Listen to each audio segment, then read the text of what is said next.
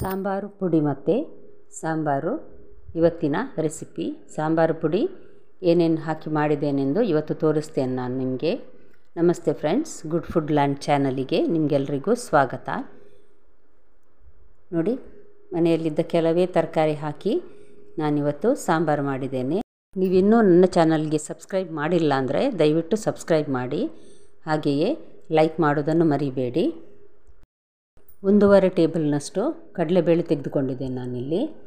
ಮೆಲ್ಲ ಉರಿಯಲ್ಲಿ ಇದನ್ನೀಗ ಹುರಿಲಿಕ್ಕೆ ರೆಡಿ ಮಾಡ್ತಾ ಇದ್ದೇನೆ. 1 ಚಮಚದಷ್ಟು ದೊಡ್ಡ 1 ಟೇಬಲ್ ಸ್ಪೂನೇ ಉದ್ದಿನಬೇಳೆ, ಇದೆರಡನ್ನು ಸ್ವಲ್ಪ ಬಿಸಿಯಾಗುವವರೆಗೆ ಹುರಿಯುವ. ಇನ್ನು ಒಂದೊಂದೇ ಸಾಮಾನು ಹಾಕುವ.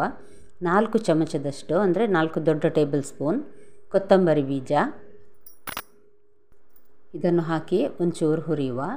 2 ಟೀ ಸ್ಪೂನ್ನಷ್ಟು ಜೀರಿಗೆ ಹಾಕಿದ್ದೇನೆ ನಾನು. ಒಂದೆರಡು ಸರಿ ಹುರಿಯುವ ಇದನ್ನು. ಒಂದು ಅರ್ಧ ಟೀ ಸ್ಪೂನ್ ಮೆಂತ್ಯ ಕಾಳು, ಮತ್ತೊಂದು ಒಂದು 7-8 ಕರಿಮೆಣಸು, ಒಂದು 8 ಉದ್ದ ಮೆಣಸನ್ನು ಹಾಕಿ ಹುರಿತಾ ಇದ್ದೇನೆ. ಒಂದು 2ರಷ್ಟು ಇದು ಕರಿಬೇವು ಎಸಳು, 2 ಎಸಳು, ಮತ್ತು ಸ್ವಲ್ಪ ಹಿಂಗು, ಒಂದು ಅರ್ಧ ಚಮಚದಷ್ಟು ಹಿಂಗಿನ ಹುಡಿ ಹಾಕಿದ್ದೇನೆ ನಾನು. ಇದೆಲ್ಲವನ್ನು ಒಳ್ಳೆ ಬೆಚ್ಚಗಾಗುವವರೆಗೆ ಹುರಿಯುವ. ಕೊತ್ತಂಬರಿ ಕ್ರಿಸ್ಪ್ ಆಗ್ತದೆ ನೋಡಿ, ಕೈಯಲ್ಲಿ ಒಡೆದು ನೋಡುವಾಗ ಗೊತ್ತಾಗ್ತದೆ. ಈಗ ನಾನು ಆಫ್ ಮಾಡಿದ್ದು ತಣ್ಣಗಾಗಲಿಕ್ಕೆ ಇಟ್ಟಿದ್ದೇನೆ. ಮಿಕ್ಸಿಗೆ ಹಾಕುವ ಮೊದಲು ನಾನು ಇದನ್ನು ಮೆಣಸನ್ನು 2 ತುಂಡು ಮಾಡ್ತಾ ಇದ್ದೇನೆ ನೋಡಿ. ಈಗ ಎಲ್ಲವನ್ನು ಮಿಕ್ಸಿಯಲ್ಲಿ ಜಾರಿಗೆ ಹಾಕ್ತಾ ಇದ್ದೇನೆ. ನುಣ್ಣಗೆ ಪುಡಿ ಮಾಡುವ ನಾವು ಇದನ್ನು. ನಿಮ್ಮ ಫ್ಯಾಮಿಲಿ ಫ್ರೆಂಡ್ಸಿಗೆ ದಯವಿಟ್ಟು ಶೇರ್ ಮಾಡೋದನ್ನು ಮರಿಬೇಡಿ, ಹಾಗೂ ಲೈಕ್ ಬಟನನ್ನು ಪ್ರೆಸ್ ಮಾಡಿ. ನೋಡಿ, ನಾನೀಗ ಇದನ್ನು ಮಿಕ್ಸಿಯಲ್ಲಿ ಹಾಕಿದ್ದೇನೆಲ್ಲ ನುಣ್ಣಗೆ ರುಬ್ಬಿ ತರ್ತೇನೆ ಈಗ. ನೋಡಿ ಎಷ್ಟು ಚೆನ್ನಾಗಿ ಪೌಡ್ರ್ ಆಗಿದೆ ನೋಡಿ ಅಂತೆ. ನೋಡಿ, ಒಳ್ಳೆ ಕಲರ್ ಸಹ ಬಂದಿದೆ ಸಾಂಬಾರಿದ್ದು. ಸಾಂಬಾರು ಪುಡಿ ರೆಡಿ ಆಯಿತು. ಇವಾಗ ನಾವು ಇದನ್ನು ಒಂದು ಯಾವುದೋ ನೀರಿನ ಪಸೆ ಇಲ್ಲದಂಥ ಕ್ಲೀನಾದ ಬಾಟ್ಲಲ್ಲಿ ಹಾಕಿ ಇಡುವ ನಾವು. ಈಗ ನಿಮಗೆ ತೋರಿಸ್ಲಿಕ್ಕೋಸ್ಕರ ನಾನಿದು ಒಂದು ಬೌಲಲ್ಲಿ ಹಾಕಿದ್ದೇನೆ, ಇದು ಗ್ಲಾಸ್ ಬೌಲಲ್ಲಿ. ನಂತರ ಒಂದು ಗ್ಲಾಸಿನ ಜಾರಲ್ಲಿ ಹಾಕಿ ಇಟ್ಟರೆ ಸಾಂಬಾರು ಮಾಡಲಿಕ್ಕೆ ಒಳ್ಳೆಯದಾಗ್ತದೆ. ಇದು ನೋಡಿ, 1 ಕಪ್ನಷ್ಟು ತೊಗರಿಬೇಳೆ ಮತ್ತು ಕ್ಯಾರೆಟ್, ಟೊಮೆಟೊ, ಕಾಲಿಫ್ಲವರ್ ಹಾಕಿ ನಾನು ಬೇಯಿಸಿ ಇಟ್ಟಿದ್ದೇನೆ ಇದನ್ನು. 1-2 ಚಮಚ ತೆಂಗಿನ ಎಣ್ಣೆ, ಅರ್ಧ ಚಮಚ ಸಾಸಿವೆ, 1 ಚಮಚದಷ್ಟು ಉದ್ದಿನಬೇಳೆ ಹಾಕಿ ಸ್ವಲ್ಪ ಕರಿಬೇವು ಹಾಕಿ ಒಗ್ಗರಣೆ ರೆಡಿ ಮಾಡಿದ್ದೇನೆ ನಾನು. 1 ಕೆಂಪು ಮೆಣಸು, ಸ್ವಲ್ಪ ಹಿಂಗು.